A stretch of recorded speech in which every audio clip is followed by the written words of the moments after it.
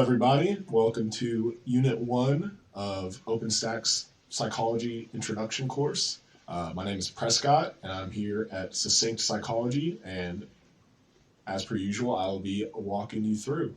So last time we went through and talked a little bit about the cognitive revolution, the different perspectives, finished that up. So now, and this is where we left off last time, part 2, we are going to go more in depth in all these different branches of psychology. So, without further ado, let's get going. So, starting off, biopsychology. Biological psychologists study how the structure and function of the nervous system generate behavior. Research can include sensory and motor systems, sleep, drug use and abuse, ingestive behavior, reproductive behavior, neurodevelopment, plasticity of the nervous system, and biological correlates of psychological disorders. So, pretty broad field here, but it's mainly focused on your nervous system, your senses. You can see here, central nervous system, CNS, which is just your brain and spinal cord, and then the peripheral nervous system, which is everything else, all your nerves and bones and whatnot, all that good stuff. So next we have sensation and perception. This area of study focuses on both physiological aspects of sensory systems and the psychological experience of sensory information. Sensation is sensory information, so sight, sound, touch, smell, the 5 senses. Then we have perception, which is the experience of the world, which is influenced by where we focus our attention, our previous experiences, and our cultural backgrounds. So here's an example of perception and sensation, because sensation, the sense, is your eyesight, what you're using to watch right now, and your ears, what you're using to hopefully be listening to me as I explain this. But your perception is kind of goes on in your head, like it says. It's where you focus your attention, your previous experiences, cultural backgrounds, they all have an influence on your perception. So here we have a picture. So when you look at the picture, do you see a duck or a rabbit? That's the question. So the sensory information remains the same. Ooh, whoops, didn't mean to do that. So your sensory information remains the same, but your sense is you're seeing this picture, but your perception of the picture can be very different from my own. So if you see a rabbit, I see a duck when I first look at it. But if I kind of tilt my head and squint, I can see the rabbit. So that's my perception versus your perception. See? So that's sensation and perception. Then we have developmental psychology. So developmental psychology studies the physical and mental attributes of aging and maturation. This can include various skills that are required throughout growth. So moral reasoning, your cognitive skills, and your social skills. Jean Piaget, I think I'm saying that right, forgive me if I'm not, is famous for his theories regarding changes in cognitive ability that occur as we move from infancy to adulthood. So I actually took a course that was all about developmental psychology, and if you're interested, I would highly recommend it. It's a very interesting topic because it really goes into, as we age, how does our morals develop, come into place, influence us? How do our brains change? Our IQ change over time and the way we think, and then how do our social skills? How do we change over time? You might not be. I know for me, I was very social when I was younger, but as I've gotten older, I've become much more reserved. So that's mostly developmental psychology. That's kind of what it encompasses. So then we have personality psychology. So personality psychology focuses on behaviors and thought patterns that are unique to each individual. Studies in the field include conscious and unconscious thinking and identifying personality traits. So here we have the 5-factor model. So each of the dimensions of the 5-factor model is shown in this figure. The provided description would describe someone who scored highly on that given dimension. Someone with a lower score on a given dimension could be described in opposite terms. So keep doing that, my bad. So here you have your 5 traits. So we're not going to go through all of these, but if you want to, feel free to pause the video and take a closer look. So just using this one, openness. So your imagination, feelings, actions, and ideas. So if you have a low score, You would be considered practical, conventional, and you prefer routine, like everything being locked in place. Now, if you have a high score on the openness trait, you're curious, you have a wide range of interests, and you're independent. You don't need somebody to tell you what to do. So that's the personality psychology and the 5-factor model.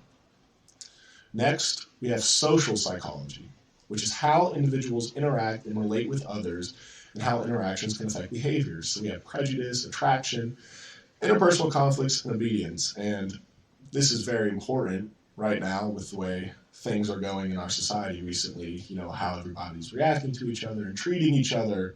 It's covered by social psychology. It's very important. Then we have health psychology. It's the branch that focuses on how individual health is directly related or affected by biological, psychological, and socio-cultural influences.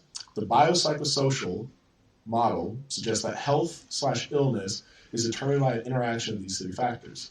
So here we have your biological factors, your social, and your psychological. So pretty self-explanatory.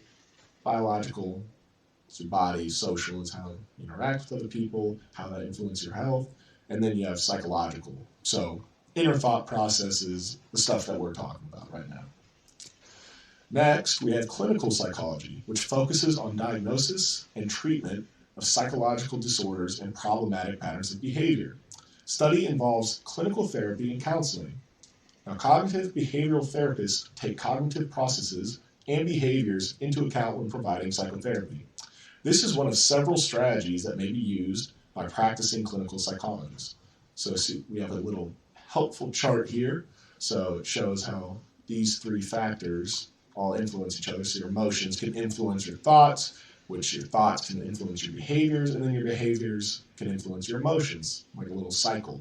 But it can also go in reverse, doesn't have to start with emotions, etc. So, kind of wrapping this up, our little branches, we have, this is the one I'm actually interested in, starting a career hopefully one day, is industrial organizational. So it's a branch that applies psychological theories, principles, and research to industrial and organizational settings. It involves issues related to personal management, organizational structure, and workplace environment. Next, we have sports and exercise psychology. It focuses on psychological aspects regarding sports and physical performance.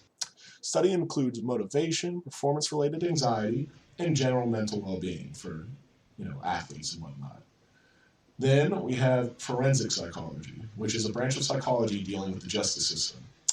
Tasks of forensic psychologists include assessment of individuals' mental competency to stand in trial, sentencing and treatment suggestions, and advisement regarding eyewitness testimonies.